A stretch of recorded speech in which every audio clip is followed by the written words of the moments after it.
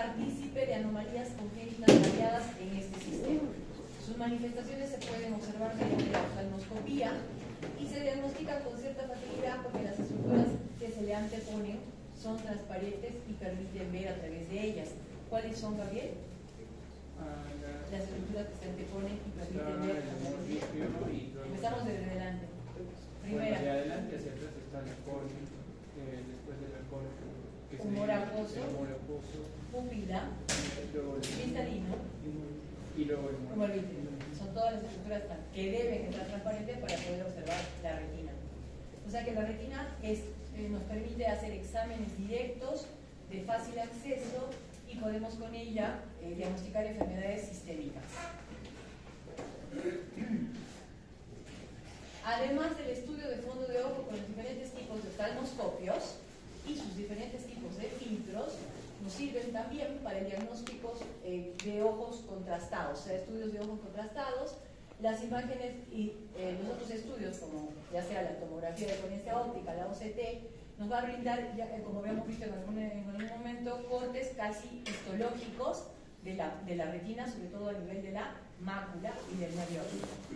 Y después hay otros estudios que se llaman electrofisiológicos, que se llama electroretinograma, que es este estudio de acá, que se ponen como el electroencefalograma, cositas en la cabeza, donde los electrodos van a permitir transmitir la imagen. Y estos estudios nos permiten detectar, por ejemplo, en pacientes que mienten que están ciegos. Eso se usa mucho en medicina laboral. Por ejemplo, no veo nada, no veo nada, no veo. ¿Quién te cree?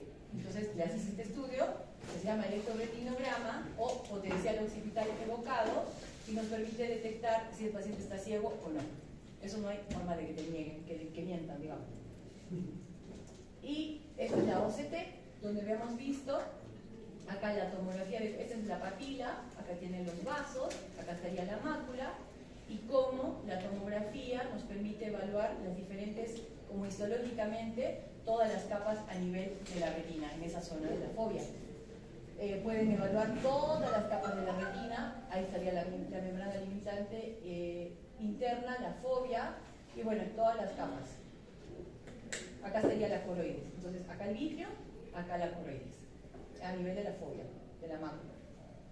Luego, entonces el examen de fondo de ojo se convierte en una ventana abierta que permite observar las manifestaciones de enfermedades propias de esas estructuras y en ellas las manifestaciones de enfermedades sistémicas como la hipertensión arterial y la diabetes, que son las más frecuentes a nivel mundial.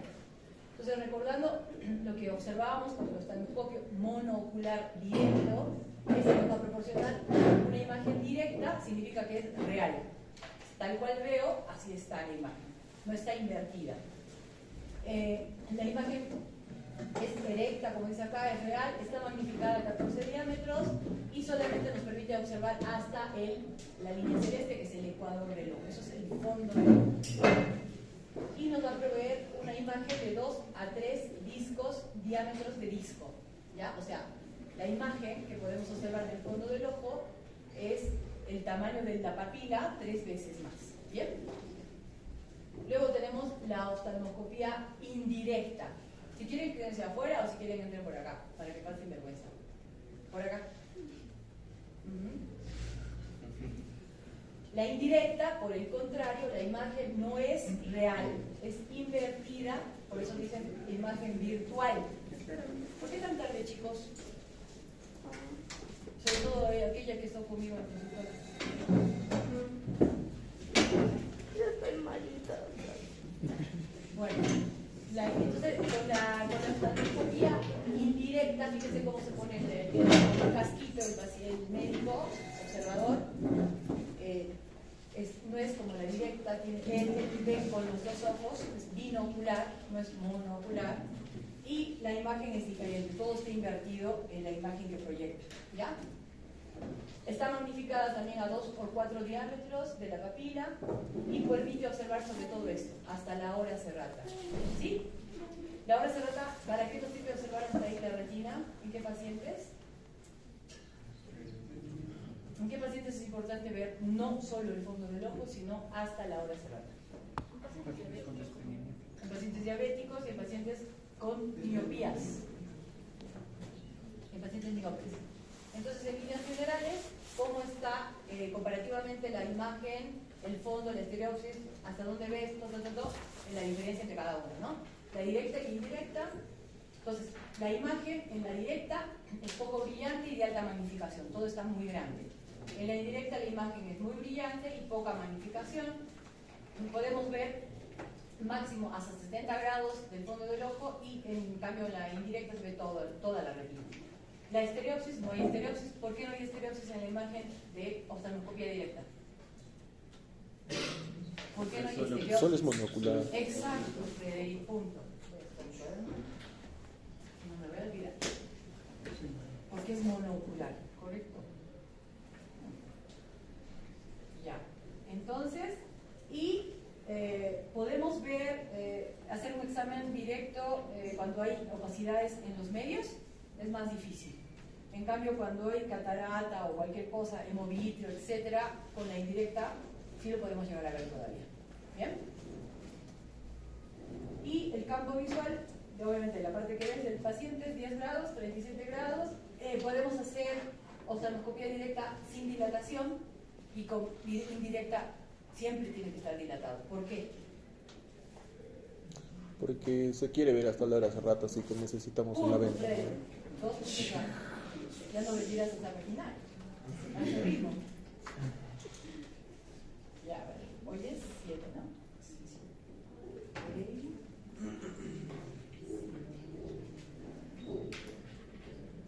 Ya está. Ok. ¿Va bien? Ok. Entonces, me he olvidado de esto. Que las pruebas electrofisiológicas son métodos de exploración objetivo del órgano de la visión, muy útiles en dar a conocer el estado funcional de la retina y de la vía visual. Que es lo que les dije, ¿no? El electroretinograma y el potencial occipital evocado. En cuanto a lo que es la embriología, ya lo hemos visto, pero básicamente las estructuras laminares se originan de una invaginación del cáliz óptico, de una capa ectodérmica.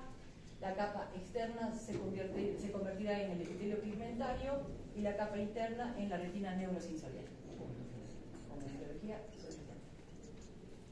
a ver, ¿cómo es la irrigación de la retina? Entonces, en cuanto a la irrigación, la retina posee un doble sistema de irrigación. Las capas externas están irrigadas por la coreo capilar o la coroides, desde el epitelio pigmentario hasta la plexiforme externa, y las internas por la arteria central de la retina, desde la nuclear interna hasta la limitante interna. Buenas noches.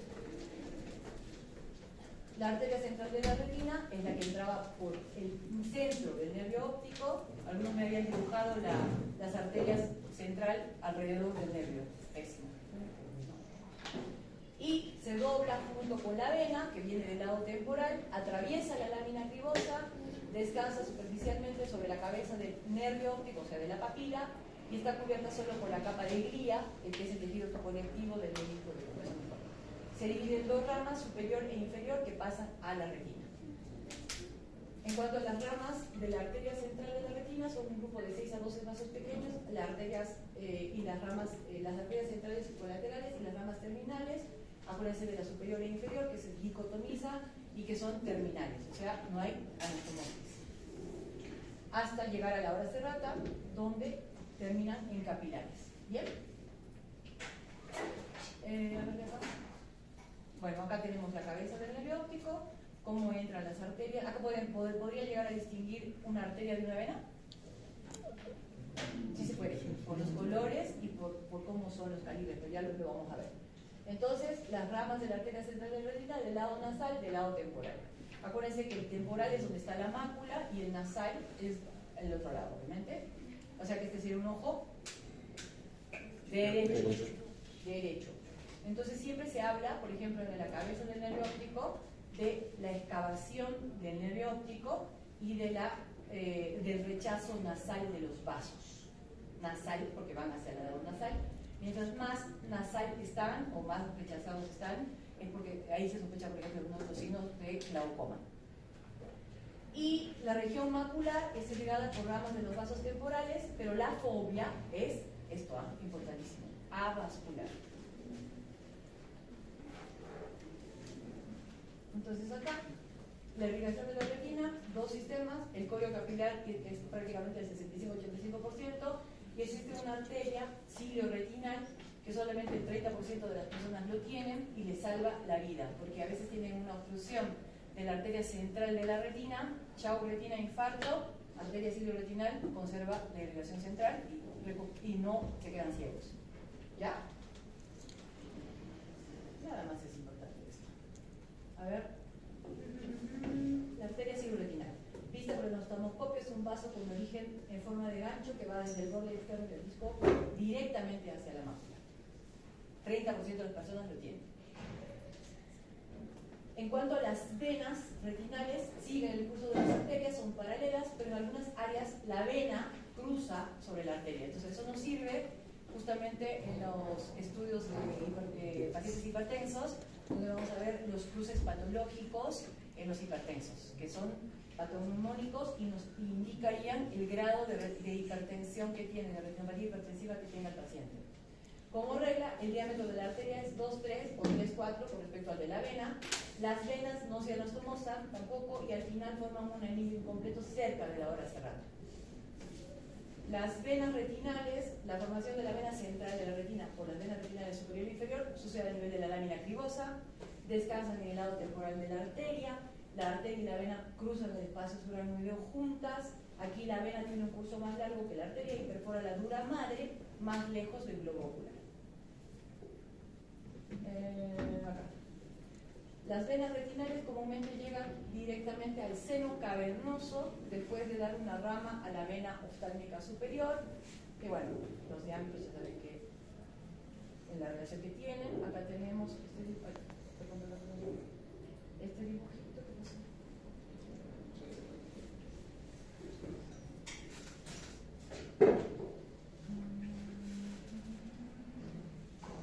Ya. Acá. Entonces acá tenemos, este dibujito sería, ¿qué ojo? Izquierdo.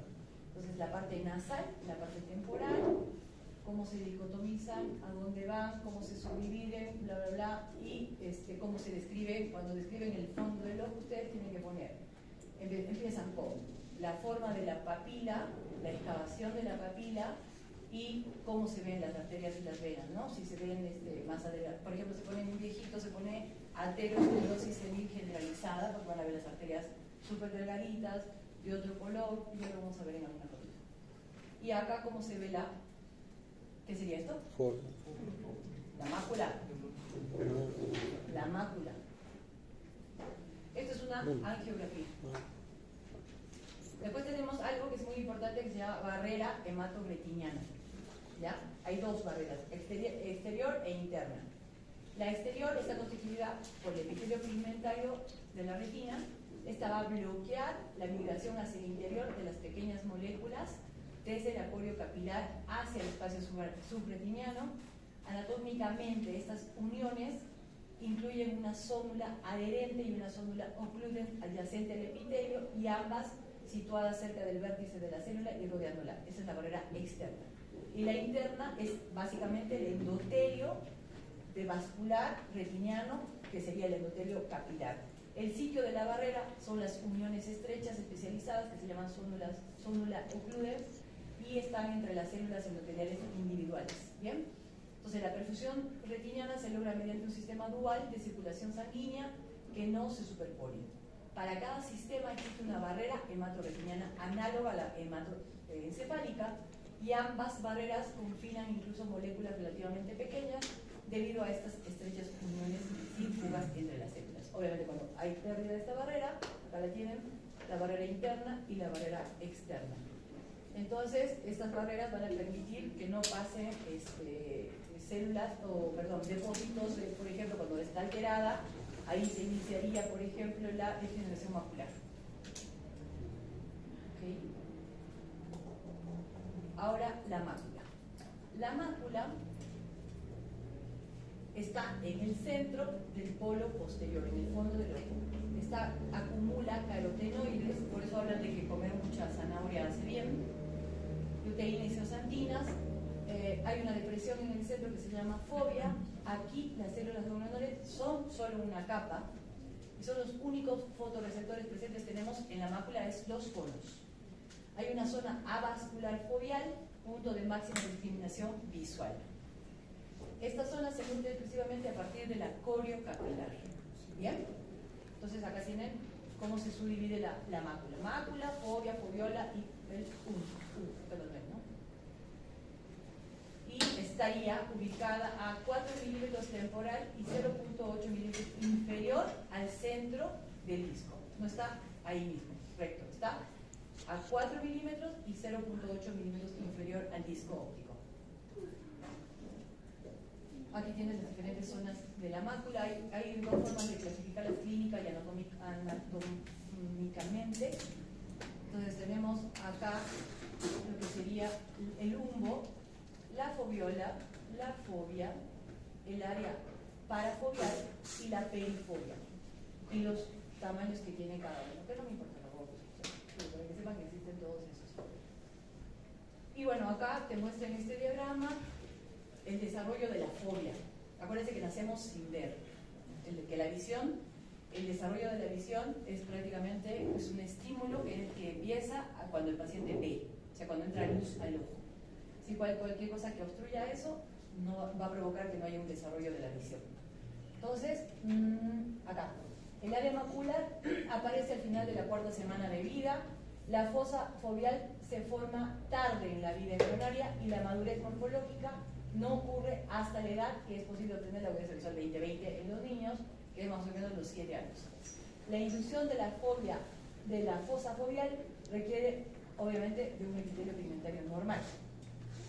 La mácula tiene la tasa más alta de flujo sanguíneo, pero es avascular, que cualquier tejido del cuerpo humano. Entonces probablemente funciona para estabilizar la temperatura ambiente de la retina, porque el flujo de sangre es muy superior al necesario para satisfacer las demandas nutricionales de la retina.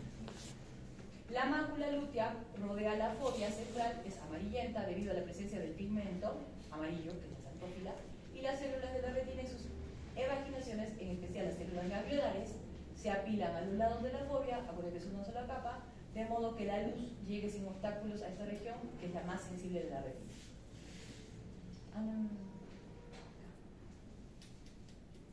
Y esta es la división topográfica, o sea, anatómica, ¿sí? Acá, cómo es la nomenclatura clínica y cómo es la nomenclatura anatómica de la mácula, pero es para que la vean. Con que usted sepa que hay fovea y que no es, o sea, que no es toda la mácula, sino que hay un puntito más oscuro que se llama fovea, estamos bien. Ya. Entonces la mácula es la porción de la retina posterior que tiene por lo menos, que contiene xantófila, dos o más capas de células ganglionares. Esta región tiene unos 5.5 milímetros de diámetro, corresponde clínicamente al polo posterior, está delimitado por las arcadas vasculares, temporal superior e inferior, y sobre la base de la anatomía microscópica el área macular se puede subir nada. Ya, hasta ahí estamos. Ahora la papila. La papila, que es la cabeza del nervio óptico, constituye el nacimiento del segundo par craneal. Es un disco oval. Su diámetro es de 1 a 1.5 milímetros normalmente, por eso se mide más. Hablamos de macropapilas, se mide menos de micropapilas. Aunque en observación oftalmoscópica parezca mucho mayor. ¿Por qué? Porque hemos dicho que el oftalmoscopio directo agrandaba la imagen. Dado que carece de neuronas neurosensoriales, esta es un área en la parte central, es una zona ciega que les había comentado anteriormente, que esto se llama escotoma absoluto. ¿Qué es esto? En el campo visual. ¿De acuerdo? Campo visual normal, campo visual alterado. Tiene otra patología ahí. Y como se describe la papila, también habíamos dicho la forma, ovalada verticalmente, los límites tienen que ser netos, si son difusos podemos sospechar de qué. Si los bordes de la papila están difusos, o sea, como no se ven nítidamente, ¿se ven? Difusos. Desprendimiento autoritado. No. ¿Qué es el nervio óptico? Una degeneración. ¿Qué es el nervio óptico? A continuación del sistema nervioso. Y entonces, ¿qué voy a sospechar? Endocraniana. Color rosado, es importante el color. Si la vemos pálida, ¿Qué vamos a sospechar? ¿De quién? Arteria central. No, todo lo contrario. Si es una extensión del cerebro y la veo pálida, ¿qué voy a sospechar? Que hay una compresión, un tumor, un adenoma de hipófisis, etc. Tiene varias porciones, la porción intraorbitaria, la porción intracanalicular y la porción intracraneal. Esas son las porciones ya prácticamente del segundo par craneal. Entonces tenemos cómo atraviesa acá la intracanalicular, los diámetros que tiene, pero no me interesa. Pero que sepan que tiene porciones. Bien. Luego tenemos la retina periférica. Entonces, en la retina periférica teníamos la retina ecuatorial, que estaría en el ecuador del globo, y la retina que llega a la hora cerrada. La región ecuatorial comprende 2 diámetros de cada lado del ecuador y está relacionada con las venas vorticosas. Y la hora cerrada, que ya hemos hablado mucho de eso, es la parte extrema periferia de la retina y es la que sería la zona del limbo ¿con qué? ¿Del limbo de quién? Retina periférica.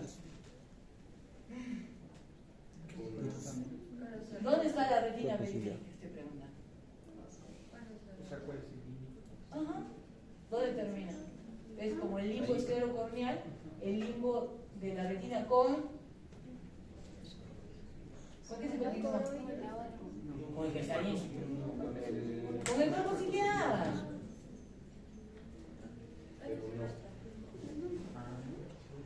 Con el cuerpo ciliar. Acá a ver.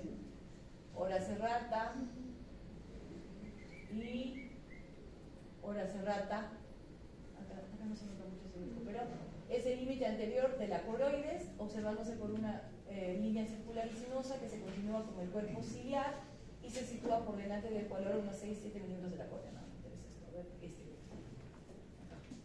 Sí, acá sería. Esto, hasta acá es el ecuador. ¿Ya? La media periferia. Y esto es el polo posterior. Hasta acá nomás ven con oftalmoscopía directa.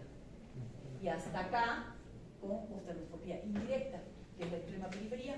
En el limbo, como la hora cerrada. Y la hora cerrada es el limbo. Doctorita, pero estaría mal decirte que, o sea, es la continuación de la retina periférica o es un limbo, porque al momento en el que se genera... ¿Qué significa un limbo? O sea, es ¿Qué es el limbo? el paso de una estructura a otra, digamos. Exacto. Pero la retina periférica, a partir de la hora cerrada, se subdivide todavía en... La parte visual y no visual. Ajá. Entonces, es un poco etapa. No es que sea, digamos, pues, su continuación del cuerpo ciliar, sino es que... No es su continuación. Pero eso estoy diciendo. ¿Yo he dicho eso? No he dicho que es su continuación. He dicho en unión con quién está y qué ocurre en esa zona. O sea, no está, pues, son estructuras que cambian de una estructura a otra. Ajá. O sea, es que no cambia. Sino, no es de la hora cerrada que se convierte en cuerpo ciliar. No se convierte. No se convierte porque el cuerpo ciliar, ¿qué es? No es retina, es la túnica media. Claro. Pero la unión entre la túnica media y la túnica interna es la hora cerrada. Claro. Es como para que tengas una idea, pero no es que exactamente hay una transición de un tejido al otro. No. Pero es la unión. O sea, es como que cambia la forma, la estructura del tejido en esa zona. ¿Ya? Igual acá, una vista anterior, acá tenemos la conjuntiva, acá estaría el limbo, esclerocorneal. Se considera, nosotros lo consideramos así, es como el limbo entre una estructura y otra, que son completamente diferentes, porque la esclera es un tipo de tejido y la córnea es otro tipo de tejido, o sea, son diferentes tipos de tejido. Igual pasa en la parte interna, o sea, la retina es un tipo de tejido y la coroides es otro tipo de tejido, que sería, la unión entre ellas dos sería el limbo, que sería la hora cerrada, internamente. Inclusive está en la misma zona. O sea, si tú miras el limbo esclerocorneal y entras directamente, ahí tienes la hora cerrada. Justamente se toman esas medidas, inclusive para la colocación de inyecciones intraoculares. Porque si tú le inyectas justo a nivel del limbo, te meterías justo en la hora cerrada. Y estaría mal. Tendrías que entrar por lo menos 4 milímetros más atrás del limbo esclerocorneal para entrar dentro del ojo y no en la hora cerrada. ¿Bien? ¿Se entiende? O sea, acá. Tendrías que, en vez de poner, acá tendrías el limbo esclerocorneal y si tú sigues, ahí estaría la hora. Este dibujo está mal, pero sería como que acá está todo. Todo en el limbo esclerocorneal, desde afuera hacia adentro, tienes las estructuras más importantes, el cristalino, los ligamentos, todo ahí. Entonces tú tienes que medir de acá 4 milímetros en un paciente fáquico. ¿Qué significa fáquico? Con cristalino. ¿Y pseudofáquico? Con cristalino. Con cristalino falso. Con un lente intraocular. Entonces, en un pseudofágico 3.5 milímetros y un fágico a 4 milímetros para colocarle una inyección intraocular que entre al líquido. ¿Se entiende? Por eso es importante la localización esa. Bien. Ya. Ahora las capas de la retina. De estas capas es un quilombo, es un montón. Entonces vamos a ver, bueno, esta, que es la de... La retina está formada por dos estructuras laminares. El epitelio pigmentario, que es la externa, y la neuroretina, que tiene todas las capas que hemos visto también en maquetas, en el dicho. Ahí está, serían como un corte histórico, y ya visto que también se puede observar ya prácticamente en OCT, ¿no es cierto? La retina neurosensorial, la función principal es la fototransducción. O sea, ¿qué es lo que es la fototransducción? Transmitir un impulso de luz en un impulso nervioso. Exacto, eléctrico. Muy bien. Bien. Y provoca, lo que hace también la neuroretina es la adaptación, la visión de los colores y la respuesta a esa visión, la respuesta eléctrica. Sabemos ya que las células fotorreceptoras, las más importantes son los conos y bastones. Las neuronas de conducción son las células fotorreceptoras. Las que conducen son las bipolares y las ganglionares. Recuérdense que las ganglionares se encontraban sobre todo a nivel de la visión central y que son las células ganglionares las que se miden para, por ejemplo, ver el daño en glaucoma. ¿Ya? Las neuronas que asocian las diferentes capas son las horizontales, las amácrinas, las centrífugas e interflexiformes, y las que sostienen son las de Müller, la microglía y los astrocytos. ¿Con que sepan eso? Estamos felices. Suficiente, ¿no? ¿Ya? No les voy a nombrar todo esto, porque es un lío. Mejor no. Con que sepan eso, estamos bien. ¿Alguien quiere saber algo de una capa en especial? No creo. Ya. Vamos a la patología. Degeneraciones retinianas. Tenemos las degeneraciones retinianas centrales, obviamente son maculares, y en este caso, este paciente va a presentar como sintomatología común el llamado síndrome macular. ¿Qué involucra ese síndrome? Disminución progresiva de la agudeza visual. Discromatopsia. ¿Qué era la discromatopsia? No ve colores. No ve colores. Alteración en la visión de los colores. Metamorfopsia. La forma medio rara. Sensación de deslumbramiento de estímulos luminosos. ¿En serio? O sea, no, eso es otra cosa. ¿Fotopsia? Deslumbramiento. ¿Cuándo ocurre un deslumbramiento? Flash de la cámara. El flash de la cámara no nos deja ver un rato. Miro el sol y quedo encandilado, deslumbrado. ¿Bien? Ante estímulos luminosos. La fotopsia era sin estímulo luminoso. Ya. Y lo más importante, conservación del campo periférico. Bien. Actualmente, además de la oftalmoscopía, de las angiografías fluorescínicas, se dispone de la técnica tomografía de óptica de coherencia o tomografía de coherencia óptica, que es la tomografía que nos permite evaluar todas las capas de la retina y nos permite diagnosticar casi histológicamente patologías. Bien, entonces, por ejemplo, acá en estas fotitos quisieron comparar cómo se ve una OCT y cómo se ve el fondo del ojo. OCT, fondo del ojo, OCT, fondo del ojo. Entonces, digamos, yo en fondo de ojo le veo esta manchita en la letra C algo blanquito le veo, no tengo idea qué le puede estar pasando.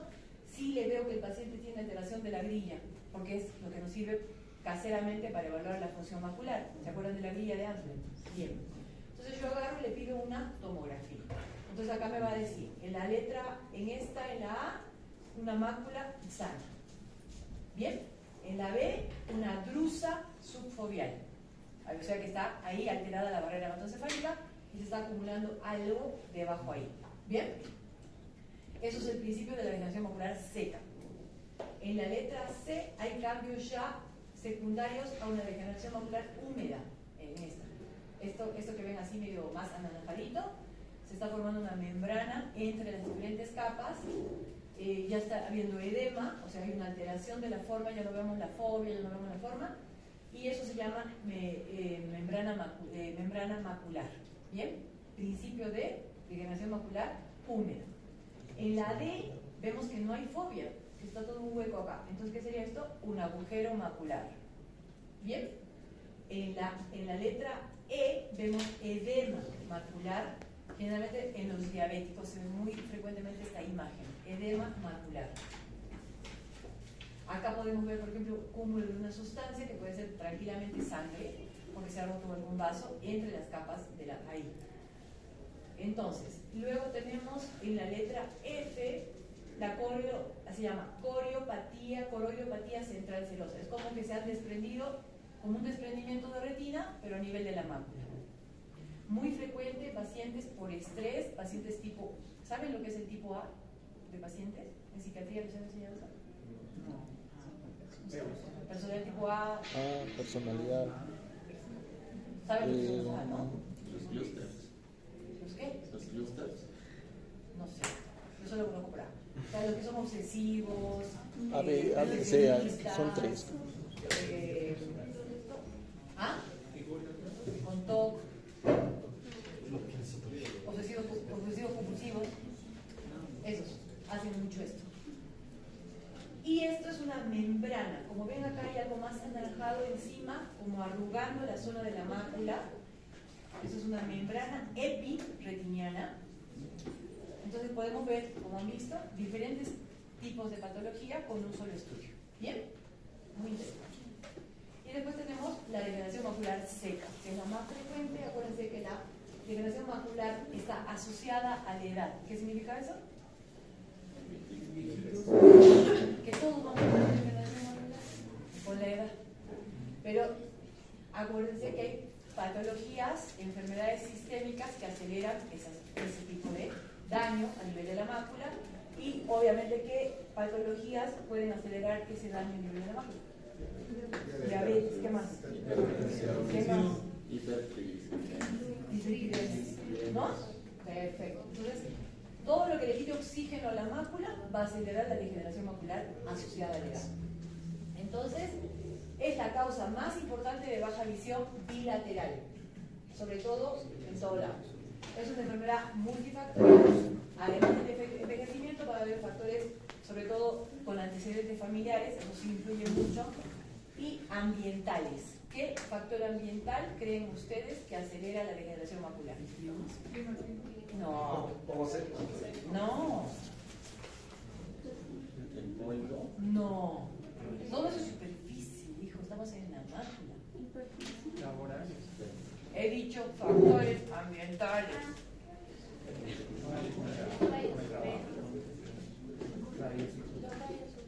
Los rayos UV. Los rayos UV, por eso tenemos muchos pacientes de campo con mucha degeneración macular. ¿Bien? Porque obviamente trabajan en la chacra, están expuestos a las UV. Y hay dos tipos de degeneración macular seca. La atrófica, que es la mayoría de la gente, que se caracteriza por la aparición de esas drusas, estas son las drusas, y de placas de atrofia geográfica.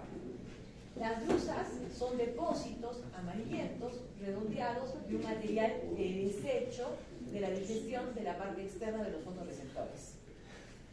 Y bajo el epitelio pigmentario. Y pueden ser blandas o pueden ser duras, aparecer aisladas o confluyendo.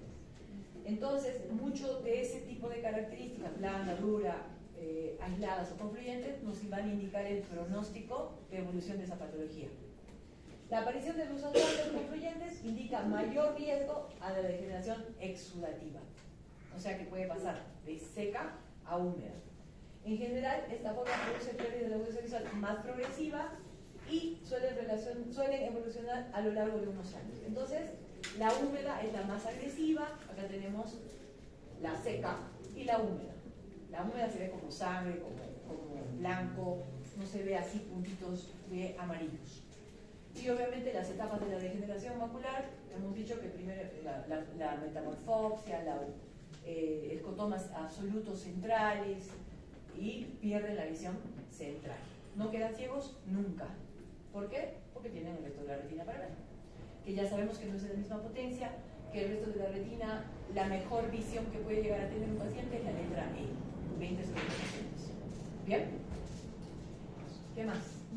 El epitelio pigmentario, por eso les decía solamente la función del epitelio pigmentario, tiene papel esencial en la sobrevida de los fotorreceptores. Los bastones desprenden los discos usados, gastados al alba, y los conos lo hacen al atardecer.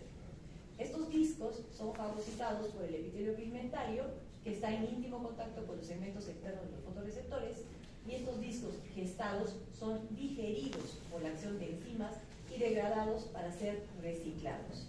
Sin embargo, con el paso de los años, ese mecanismo tan perfecto de renovación circadiana empieza a fallar.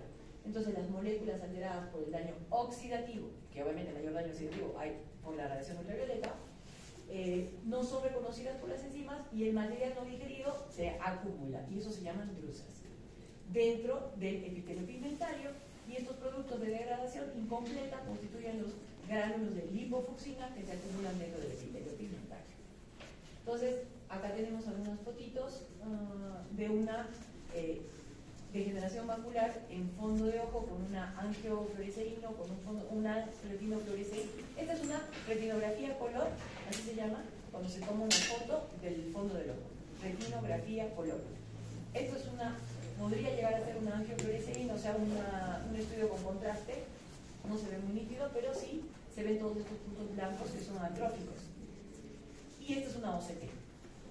Entonces ya vemos abajo todas las drusas, toda la alteración a nivel del epitelio pigmentario, y generalmente los pacientes con ese daño van a tener los vasos de la coroides hipertrofiados. Entonces van a ver estos puntitos negros gigantes, como puntos gigantes. ¿Por qué? Porque está sintiendo en la retina la falta de oxígeno, dilata más la coriocapilar, y eso me empieza a generar neovasos que se convierten en la exudativa. ¿Bien? Bueno, acá vemos una comparación en un paciente joven y un paciente viejito, cómo se va alterando todo este sistema. Acá dice, hay abundantes melanosomas en el joven y escasos gránulos de lipofucsina. Y en el paciente con degeneración macular hay escasos melanosomas y abundantes gránulos con lipofucsina. ¿Sí?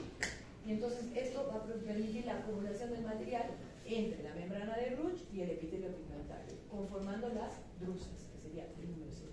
¿Bien?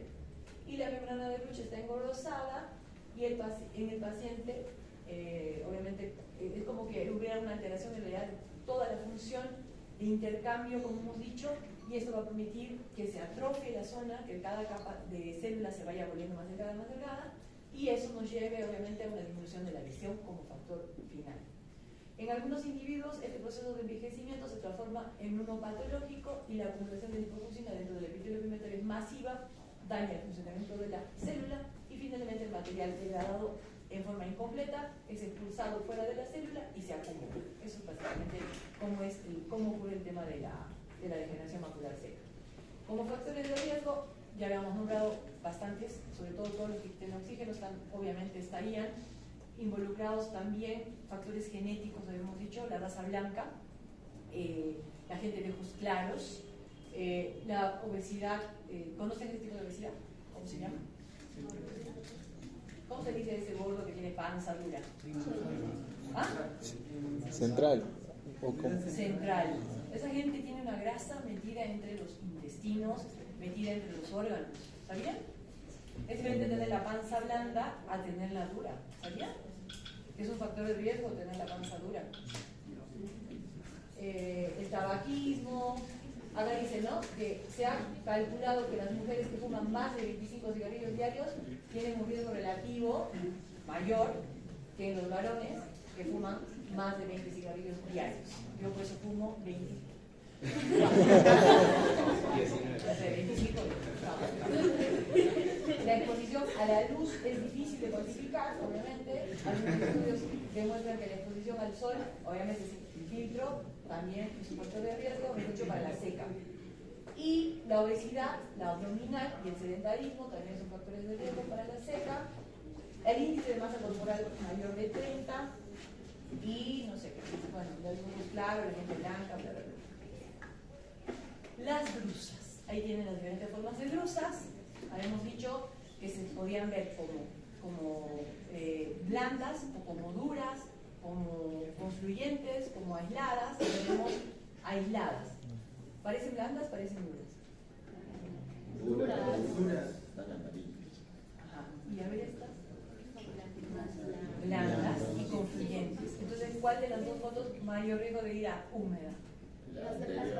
Esta, la blanda y confluyente. ¿Y esta qué les parece? Esta es atrófica.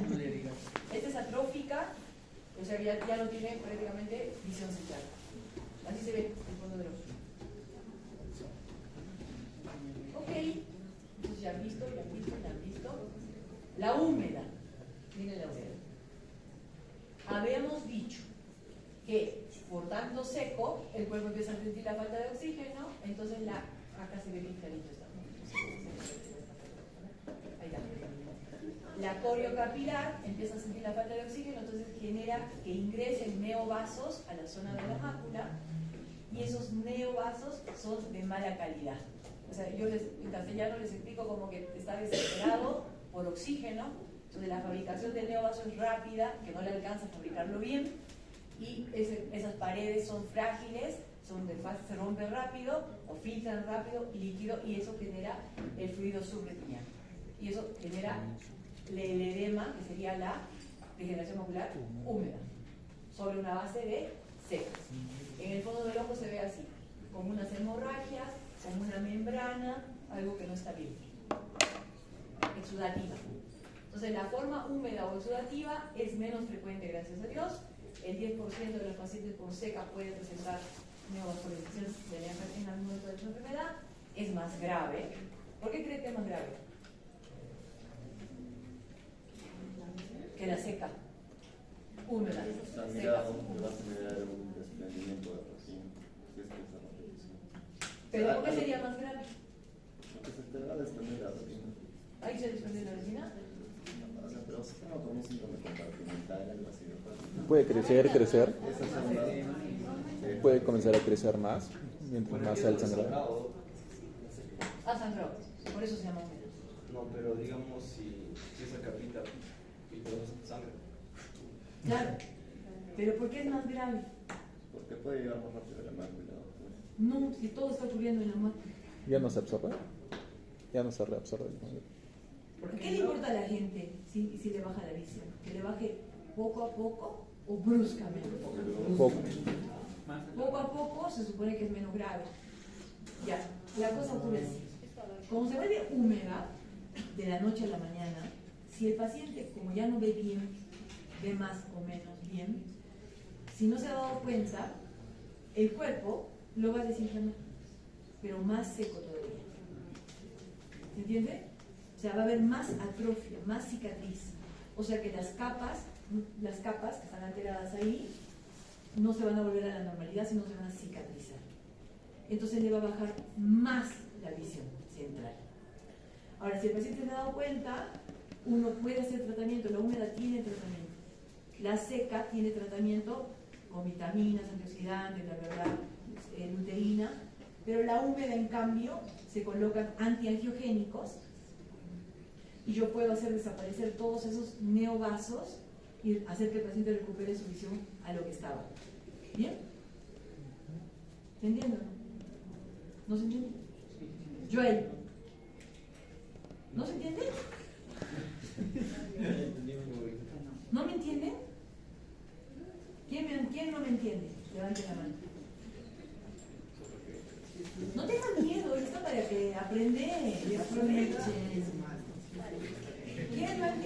Lucero, ¿tú entiendes? ¿Quién está allá? Pero no estaría mal si puede repetir.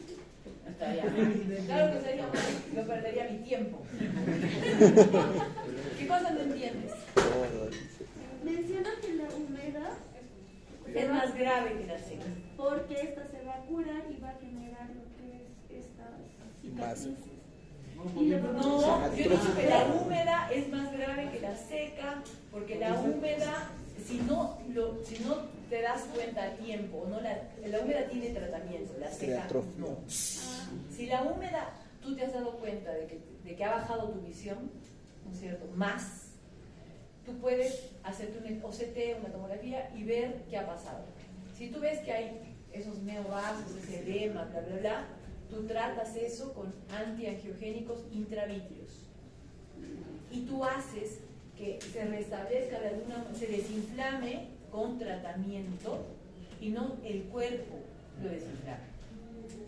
Si tú permites que el cuerpo lo desinflame, lo va a hacer, pero de una manera más atrófica, más seca, más cicatrizal.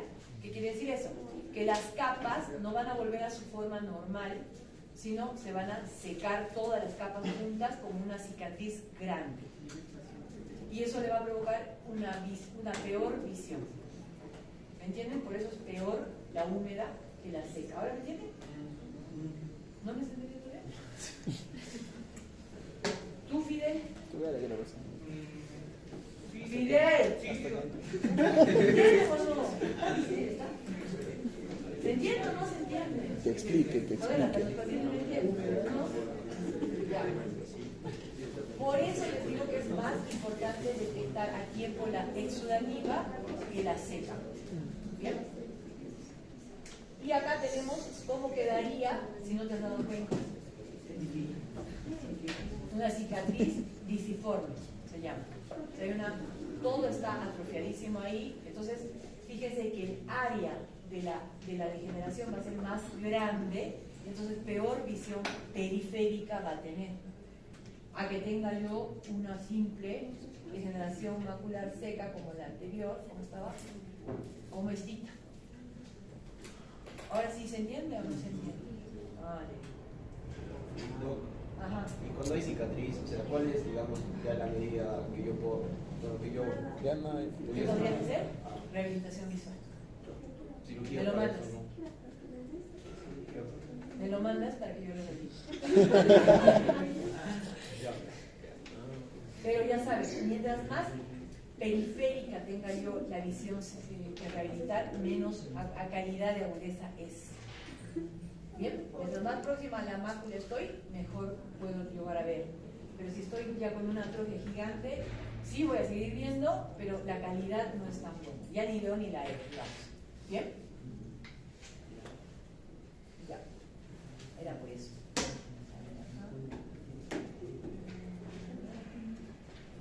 Entonces, acá por ejemplo tenemos un estudio donde comparan la angiografía, acá tenemos una pérdida de líquido, entonces tiene una húmeda. ¿Se entiende? Después tenemos, ¿cómo se hace el diagnóstico? Bueno, sospechamos primero ante la aparición de metamorfosis. El paciente se tiene quejando sobre todo de que ve chueco, que la pared la ve medio ondulada, ¿no es cierto?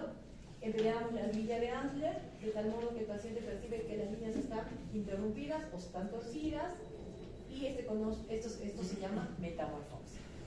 La angiofluoresceína también nos sirve para ver si hay, sobre todo descartarla de tipo húmeda. ¿Y para qué hacemos eso? Para ver si requiere algún tratamiento que podamos hacer desaparecer la membrana esa que les he mostrado en la anterior tomografía, o neovasos. ¿Bien? Y cómo ve, obviamente, cómo se relaciona acá en esta foto, cómo estaría la grilla y cómo se ve, va viendo la alteración de su visión en relación a la alteración de la grilla. Grilla de Ansler. En la tomografía, desde que salió, ya es un éxito, no estamos más nada. Con la tomografía se ve todo. Han visto que se ve todo. Y los tomógrafos de última generación, la verdad que parecen cortes histológicos. ¿Ya? Entonces podemos ver cómo relacionan ya también la tomografía con la retinofluoresceinografía. Acá tenemos una atrofia, una degeneración atrófica, seca avanzada, una húmeda, como es una RFG normal, una retina fratrina normal, como es una OCT normal, como es una seca en OCT y como es una húmeda en OCT. ¿Capiche? Y acá también lo mismo. Acá tenemos una, a simple vista parece una atrófica seca, le hacemos la angio y vemos que el pérdida de líquido necesita otro tipo de tratamiento, todavía se puede salvar la visión de ese paciente, ¿vale? Como tratamiento en realidad, el tratamiento preventivo, según el ARES, que es un equipo de gente que estudia justamente la evolución de la degeneración macular, para la mácula no existe tratamiento, se ha intentado células madres, se ha intentado millones de cosas, ya avanzó un poquito la cirugía en retina y para el agujero macular sí se hace trasplante de retina, por ejemplo, se hace pedacitos de retina, se lo ponen en el agujerito y mejora eso la visión, pero para la mácula seca todavía nada, ¿ok? Solo se da eso, que según los estudios tratamos de que sean, que la composición de la vitamina, antioxidante, bla, bla, bla, tenga, esté conforme a este estudio que es el ARES-2, ¿ya? El tratamiento de la atrófica, no hay hasta la fecha un tratamiento avanzado para la forma seca de la enfermedad, que ya es la atrófica. Están en curso numerosas líneas de investigación, pero muchos, este estudio, la gente que está tomando esto, ¿no? Está usando esta droga, carísima, creo que son de 10.000 soles mensuales. Entonces, vaya a saber uno si llegará a funcionar, porque muchos han fracasado y nada. En cambio, en la neovascular, en el tratamiento de la forma húmeda, sí se usan las drogas antiangiogénicas para uso intravítreo que actúan impidiendo la unión de factor de crecimiento endotelial a sus receptores en la superficie de las células endoteliales de la coriocapilar y disminuyen la permeabilidad vascular alterada. Y los medicamentos que utilizan son el ranibizumab, que se llama comercialmente Lucentis, costo más o menos 4.000 soles para una sola inyección, y el bevacizumab, Avastin, 1.500 soles para 20 inyecciones,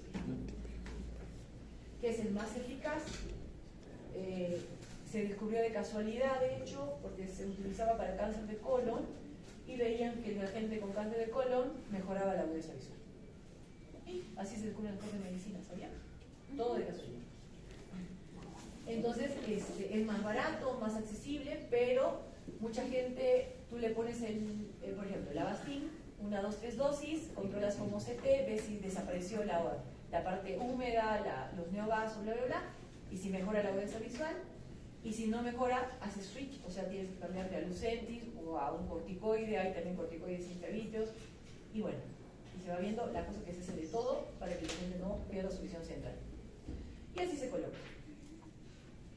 Se mide a 4 milímetros, obviamente en un quirófano todo tiene que estar estéril porque ha habido casos de oftalmitis por un inyectable también. Y lo que se ve en la imagen literalmente, como les dije, acuérdense, los 4 milímetros encima del limbo, acá el líquido se absorbe y hace que desaparezcan los neovasos. Bien, interesante, ¿no? Ah, no, me faltan las. ¿Hemos visto las periféricas? Sí. No hemos visto. Me faltan las periféricas. Esta es la central, ¿no?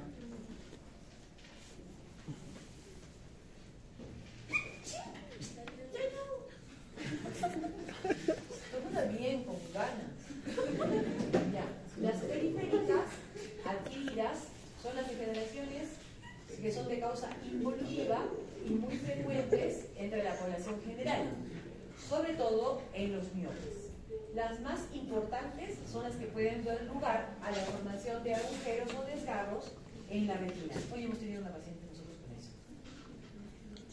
Y esto va a predisponer al desprendimiento de retina. Son generalmente asintomáticas y se tratan mediante un tratamiento que se llama fotocoagulación con láser de argón, cuando tienen un riesgo elevado de provocar un desprendimiento de retina. Entonces, conclusión, todo miope, sobre todo de dioptrías de 2, 3, evaluación de retina periférica. Porque los miopes de menos dioptrías tienen mayores degeneraciones periféricas que los miopes de 9, 10. ¿Por qué creen? Gonzalo, ¿por qué?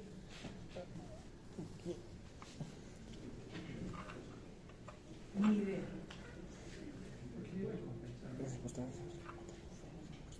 La verdad es porque como que el ojo en los miopes así como que va creciendo lentamente, es como que la retina se va estirando lentamente, acompañando el crecimiento del ojo. Y en los miopes de 2, 3 rápido, como que se estiró de golpe.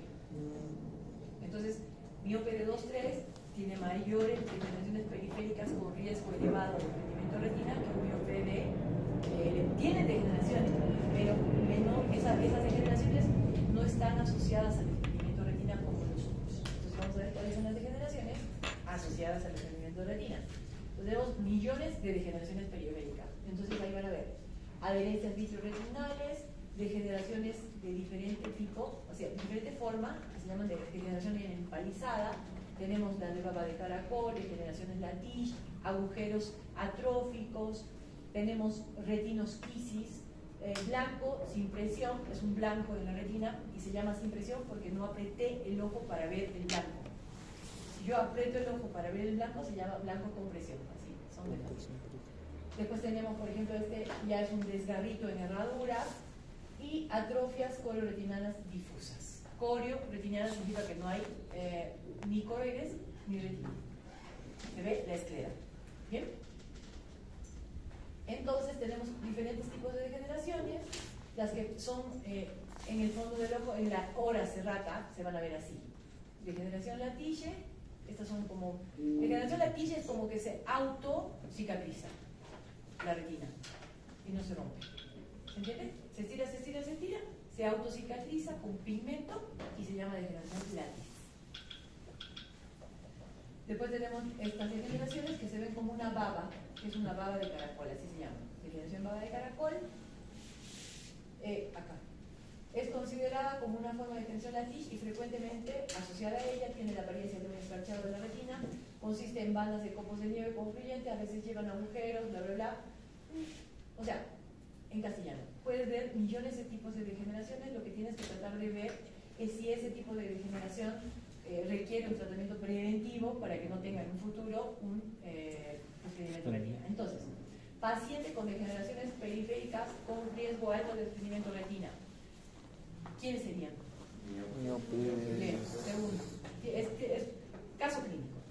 Mujer, miope de 3 dioptrías, que quiere quedar embarazada. ¿Qué hacemos? ¿Que se embarace más? ¿Qué haríamos como médicos? Oye, yo tengo mi prima que tiene miopía de 3 y quiere quedar embarazada. Ya, quiere quedar embarazada es una. Quiere hacer deporte de alto impacto. 2. ¿Qué le sugerimos? No sé, pobrecita. No la voy a condenar a no hacer deporte y no quedar embarazada. Lo que le tendría que decir es que se haga un examen de retina periférica antes de quedar embarazada, porque algunas personas que tienen degeneraciones y no se han hecho tratamiento, inclusive no pueden dar parto normal, tendría que ir a cesárea. Por eso.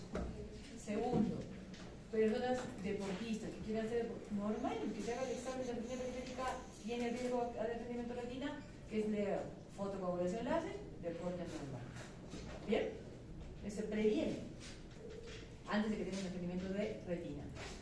Y después tenemos otro tipo de patologías periféricas. Acá tenemos la retinosquisis adquirida, que les dije esa de la que se desprenden todas las capas del tipo A.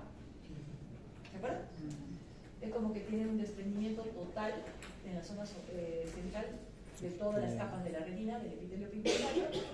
Pueden ser adquiridas o pueden ser congénitas. ¿Ok? Entonces, tenemos... acá prácticamente en los pacientes esos no se hace nada, se espera. No se hace nada, ningún tratamiento. Se espera que la retina vuelva a su sitio. Acá tenemos una ecografía que también nos sirve para un diagnóstico de desprendimiento de retina, donde podemos ver cómo acá, en esta zona, se está desprendiendo esta capa. ¿Bien? Entonces, como estudios, si no vemos, no tenemos acceso a ver toda la retina completa, podemos pedir una ecografía. Y sobre todo, ¿en quiénes pediríamos ecografía? ¿En quiénes no podríamos ver la retina completa? O sea, si no somos oftalmólogos, no podemos verla. Si no tenemos OVI, no podemos verla. Pero ¿en quiénes, como oftalmólogos, no podríamos ver toda la retina?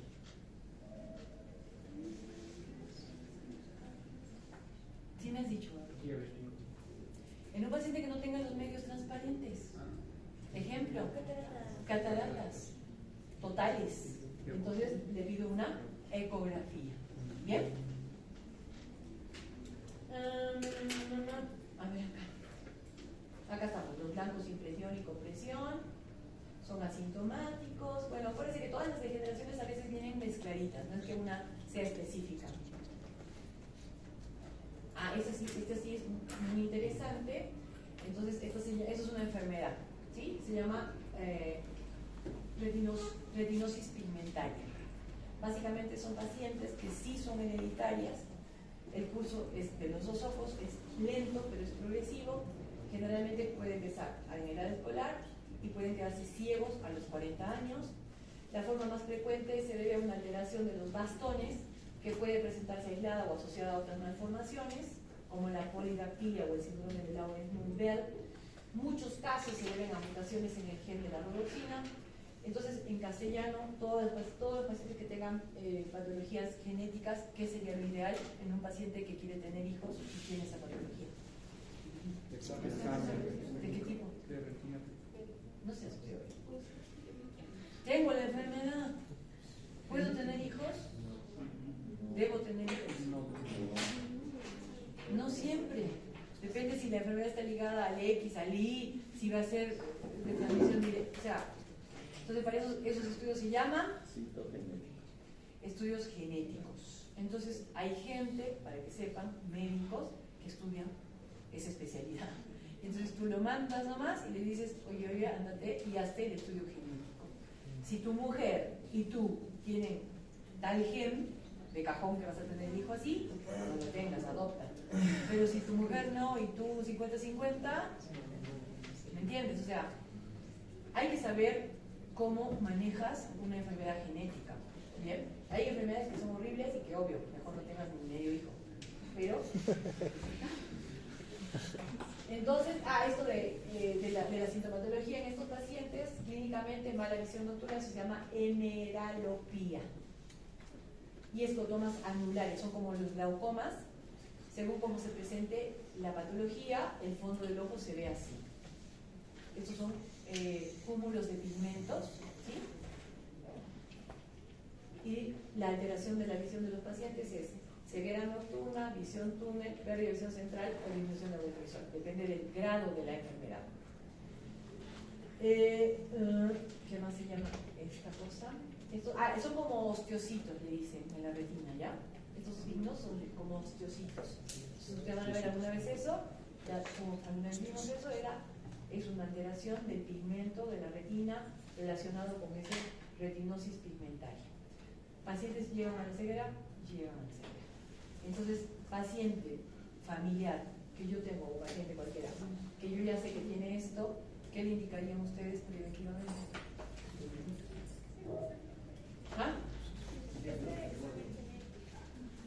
Ya tiene la enfermedad, no le importa, no va a tener hijos. ¿Qué va a hacer?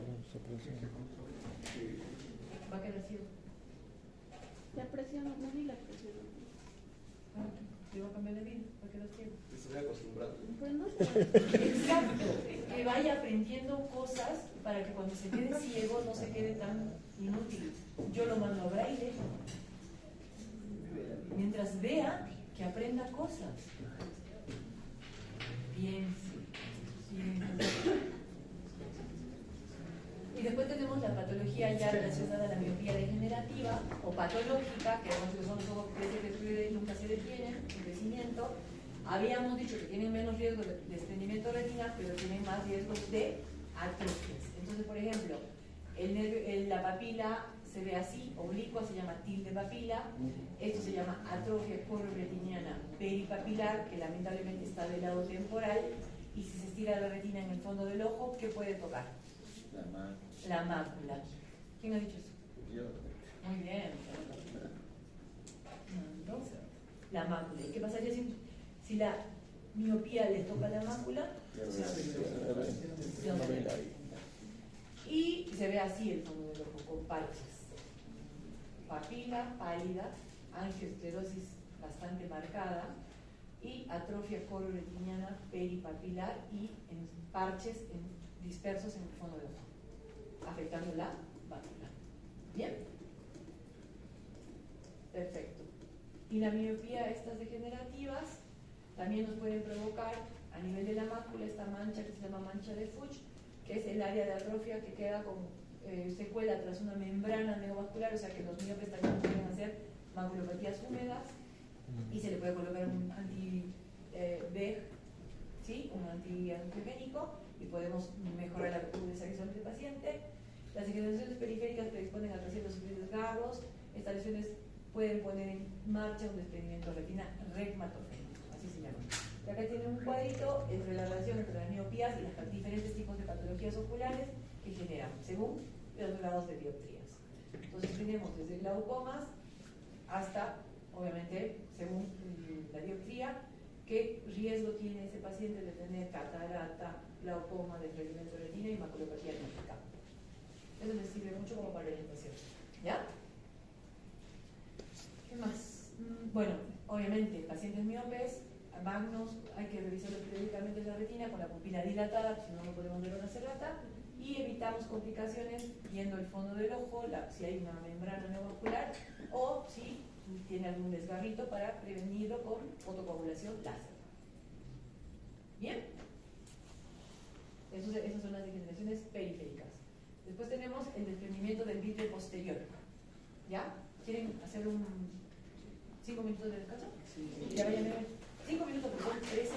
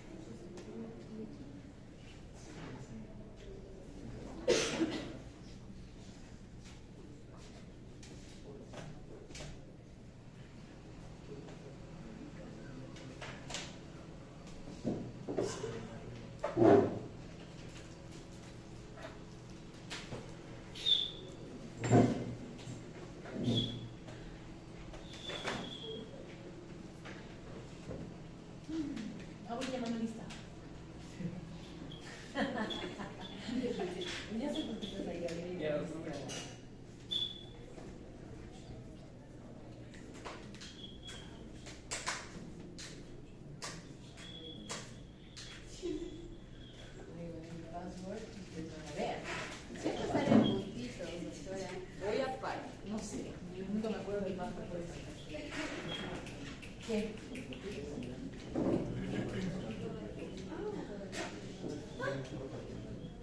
¿Quieres votar el viernes? Lo voy a ver.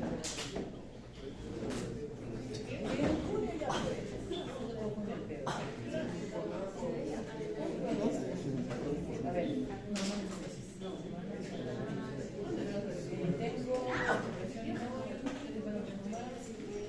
vamos a terminar el 28.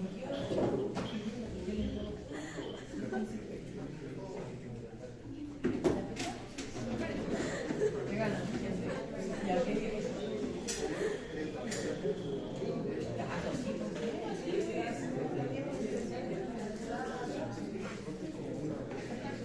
¿te voté?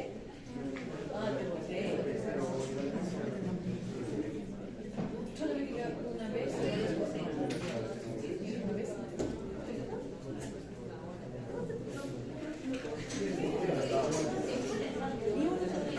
Y yo apenas el martes a viernes. Ya, entonces, había niñas que de la canción.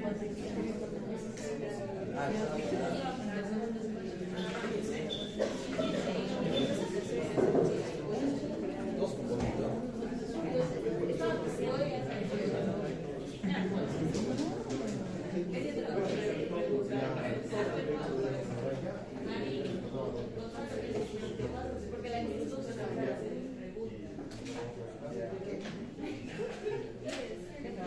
bueno, ya, ¿qué día? Martes, jueves. ¿Sí? 29 de mayo.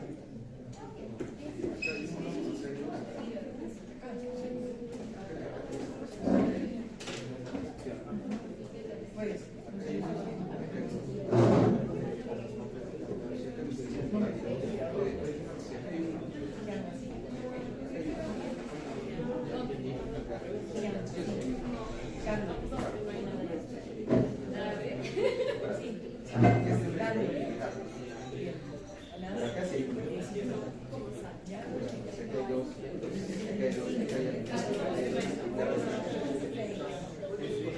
Voy a preguntar, porque los signos que pasan, lo que es este signo de parte,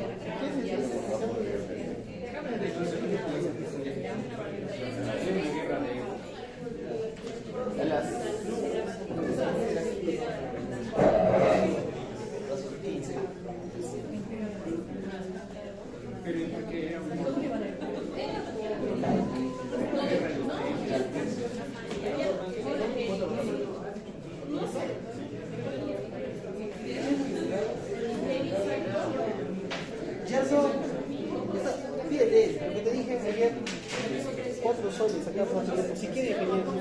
¿Qué? Para atrás. Voy a mandar lista. ¿Sí les dije? ¿Y no hay todo? De mí igual. Ahí no sé.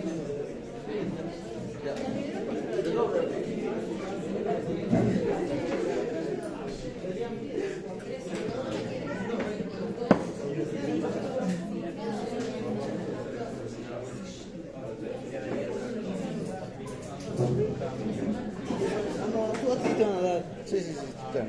Tú eres el jefe, dicen. Te pasas como yo, pues. Papi, todos más.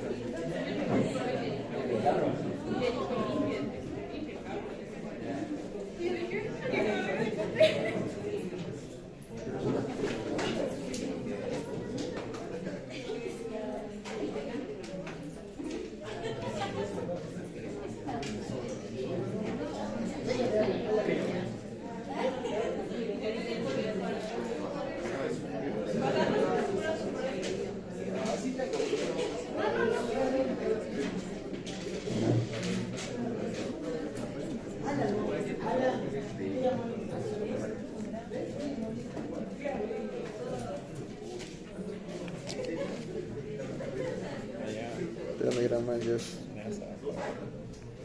¿Por qué te va a pagar? ¿Para el qué?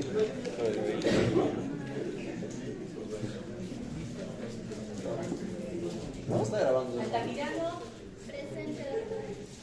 Arcos. Presente, doctora. A nivel de la hora serrata y de la papila. Entonces, y a nivel de cristalina. Se hace más tenue con la edad adulta. Esas adherencias se hacen como más débiles. Las adherencias a la papila pueden romperse, dando lugar a una pérdida de posición del vitrio que pierde su anclaje posterior. Esto ocurre más frecuentemente en pacientes mayores, miopes y pseudofágicos. El DPV, el desprendimiento del vitrio posterior, asociado a la edad, es el resultado de la progresiva licuefacción del vitrio. Entonces, el vitrio no siempre tiene la misma consistencia, sino con la edad se vuelve más líquido, y al volverse líquido, eso permite que el vitrio se tenga que despegar de la retina. El vitrio, la retina se tiene que despegar. Pero en pacientes que tienen esas adherencias más firmes, puede desprenderse el vitrio con la retina y generar un desprendimiento de retina, una hemorragia, si estaba adherido a algún vaso en la retina. ¿Bien? Entonces, cuando el vitrio se ha licuefactado completamente, se llama, el desprendimiento del vitrio total se llama, que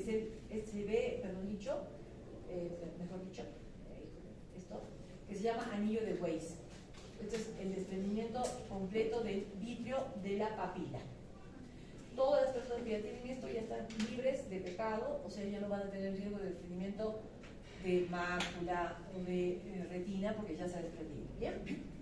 Y el paciente, cuando se le empieza a desprender, se queja de ver, ¿qué son? Moscas, arañas, o sea, millones óseos. ¿Por qué les pongo el cielito celeste? ¿Porque estaba viendo el viejito ahí? ¿O por qué? Contraste. Porque cuando entra más luz al ojo, tienen mejor visión entóptica. O sea, pueden ver mejor porque tiene cada persona adentro de su ojo. Uno mismo ve lo que tiene adentro. Por eso. Con la luz natural o una pared blanca con mucha iluminación van a poder ver mejor sus arañitas, sus mosquitas, sus gusanos. ¿Ya? Tienen diferentes formas, acuérdense, no tienen un solo color tampoco. Se ven como gusano, telaraña, mosca, nido de óseas. El tema es que las etapas del desprendimiento del vitrio posterior, hay diferentes etapas, según cómo se va desprendiendo. El DPV completo en la etapa 4 final, donde se ve prácticamente el colapso completo del vitrio. Primero empieza a nivel de la fobia, por eso hay el riesgo de tracción vitrio. ¿No les he mostrado una OCT con tracción vitreoretinal? No. ¿En pacientes hemos visto?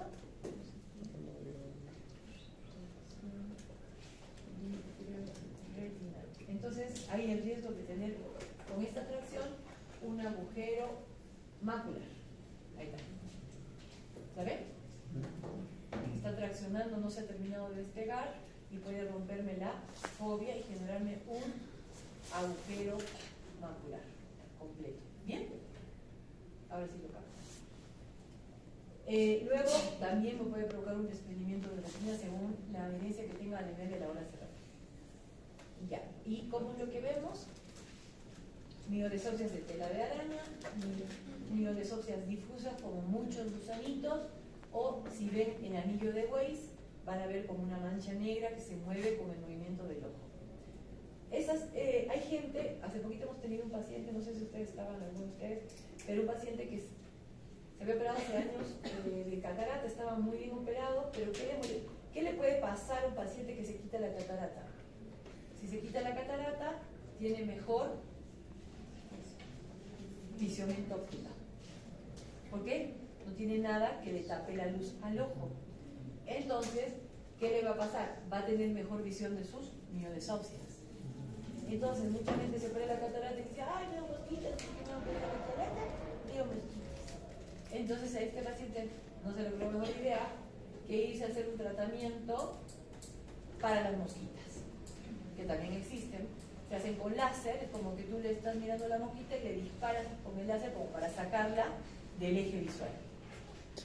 Riesgo altísimo, le das a la mácula Y este paciente, la verdad que no sé qué le pasó, pero vino con el ojo ciego. ¿Bien? Le perdió la visión. O sea, todo ciego. Tenía el edema de mar, o sea, como si hubiera tenido un aumento de la presión ocular, no sé qué le habrá pasado. Pero así que no hay que hacer eso. O sea, entonces, acuérdense, el desprendimiento del vitrio posterior, tenemos acá el vitrio, las adherencias donde están los puntitos verdes son las adherencias fisiológicas que tenemos del vitrio a la retina.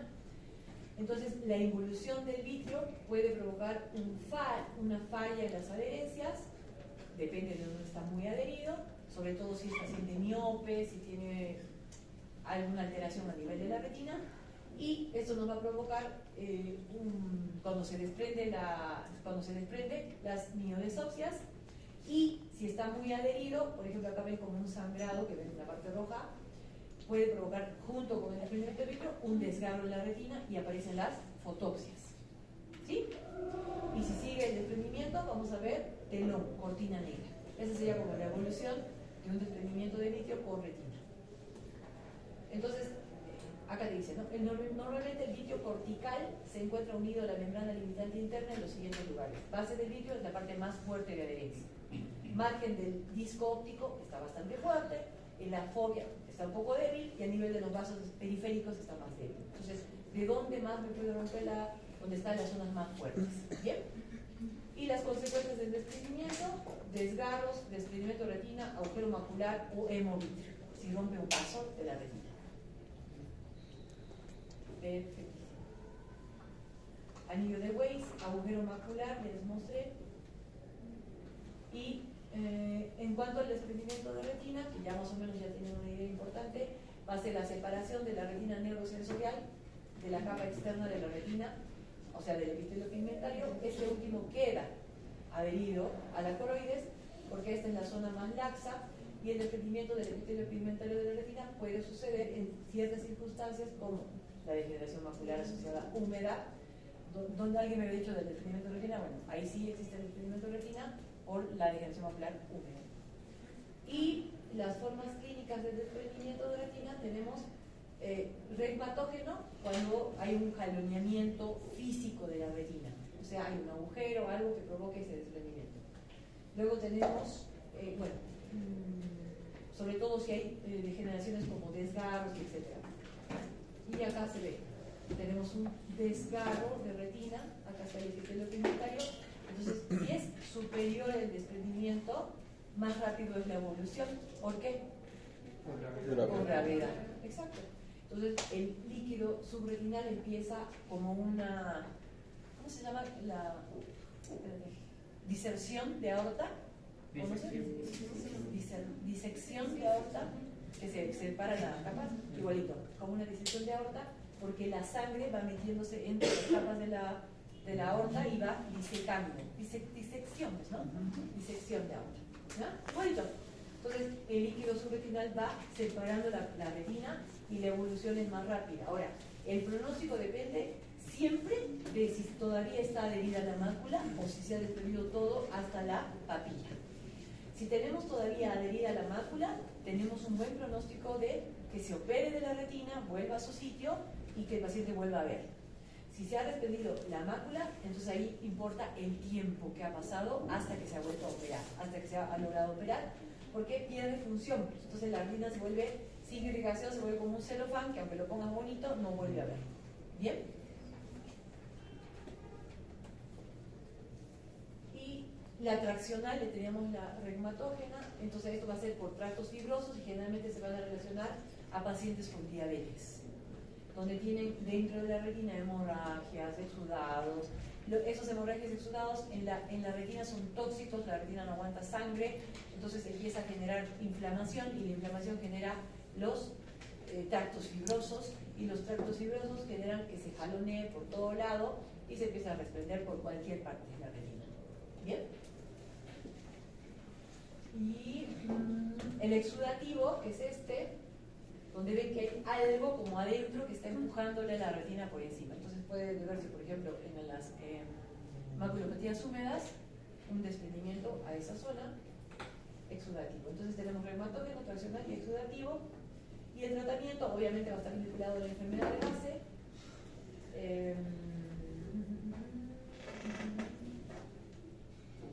Y dentro de la clínica, lo mismo, casi parecido a la desprendimiento de vitrio.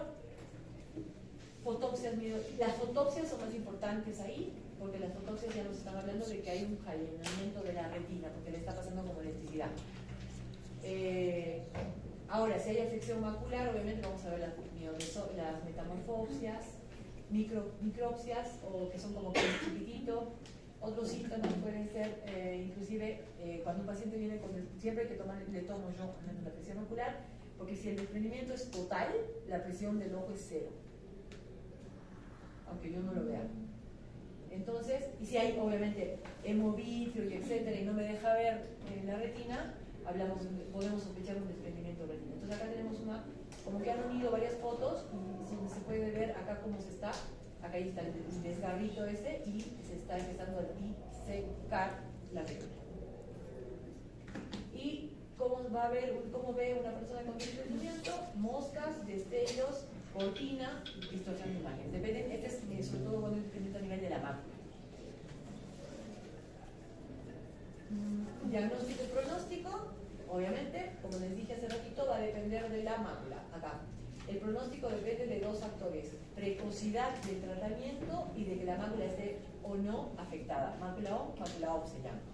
Otros factores pronósticos son la existencia o no de patología acompañante, el tamaño de los desgarros, la localización y las dificultades que tenga el paciente para poder visualizar su retina, obviamente, si no, no se puede saber. Y obviamente esta es una foto, por ejemplo, con un desprendimiento total.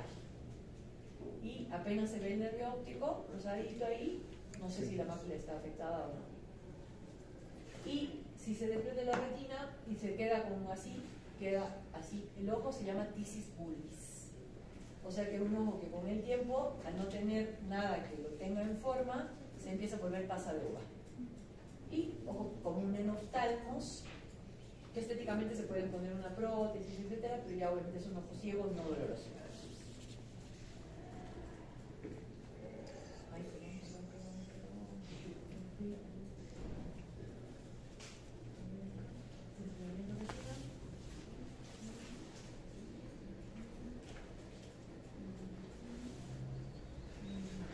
Diagnóstico, entonces, hemos dicho, mientras mejor veamos la retina, o sea, oftalmoscopía binocular indirecta en lo ideal. No podemos ver la retina, tenemos catarata, tenemos leucomas corneales, edema de córnea, etcétera, etcétera. Ecografía. Y acá pueden ver, por ejemplo, un desprendimiento en ecografía total de la retina. Está afectada la mácula, apenas está adherida la retina a la papila ocular. Acá se ve la persona haciendo su oftalmoscopía binocular indirecta, ya se ha acostado. Y bueno, ya saben cómo es el tema de cada oftalmoscopio. Ahora, el tratamiento para el desprendimiento de retina depende del tipo de daño que tenga. Generalmente, en este tipo de tratamientos, acá por ejemplo, pueden ver, acá tienen la papila, acá tienen la mácula, acá, estos puntitos que ustedes ven acá, son los láser que le han hecho para fotocoagular. Entonces van a quedar como cicatrices. También se hace lo mismo en los diabéticos, con el mismo tipo de láser, para cerrarle los vasitos que están sangrando, etc. Acuérdense que cada disparo de láser es área ciega de visión. Pero con eso han prevenido que eso se siga disecando. Y el paciente, si se opera, se hace una vitrectomía, se le saca todo el vitrio, se le rellena con aire o con aceite, depende de dónde está el desgarro o la ruptura en la retina, y se le pone un explante, que básicamente es como una goma, como una liga, como una cosa tiene la consistencia como de ¿de qué viene así? Como de un tergopor, pero blandito. ¿Qué relleno es eso? No es tergopor. Son como de silicona. No es ni no. Tiene que ser duro porque después te hacen así, ¿no?